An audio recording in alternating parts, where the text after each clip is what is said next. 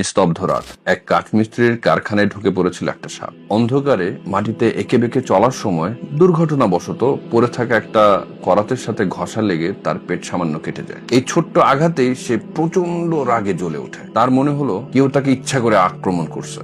ক্ষিপ্ত হয়ে সে ঘুরে দাঁড়ায় এবং করাতটাকে সজোরে একটা কামড় বসায়, কিন্তু এতে উল্টো করাতের ধারালো দাঁতে তার মুখ কেটে যায়। চারিদিক রক্তাক্ত।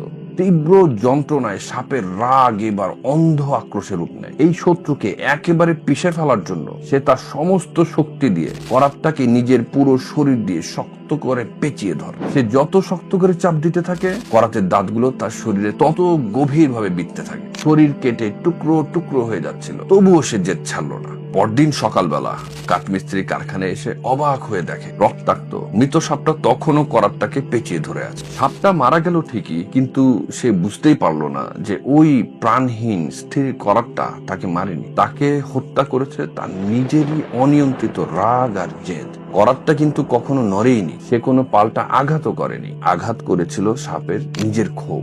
মানুষও প্রতিদিন ঠিক এই কাজটাই করে, করাতের সাথে নয়, বরং অন্য মানুষের সাথে, তিক্ত পরিস্থিতির সাথে, কিংবা কোনো পুরনো দুঃখের স্মৃতির সাথে। কেউ আমাদের সামান্য আঘাত দিলে আমরা অন্ধ রাগে সেটাকে আরো শক্ত করে আঁকড়ে ধরে রাখি। ভেতরে ভেতরে আরো গভীরভাবে ক্ষত বিক্ষত হতে থাকি, রক্তাক্ত হই। কিন্তু কিছুতেই সে ক্ষোভ আর অভিমানটা আমরা ছেড়ে দিতে চাই না। তাই এ জীবনে সবচেয়ে কঠিন কাজ আসলে অন্যদের ক্ষমা করা নয়, বরং রাগের মাথায় যে নাফসটা বারবার নিজের ক্ষতি করে তাকে শান্ত হতে শেখানো। আমাদের অনিয়ন্ত্রিত রাগ যে আমাদের নিজেদেরই ধ্বংসের কারণ হতে পারে, এই বিষয়ে রাসূলুল্লাহ সাল্লাল্লাহু আলাইহি ওয়াসাল্লাম আমাদের বিশেষভাবে সতর্ক করছেন।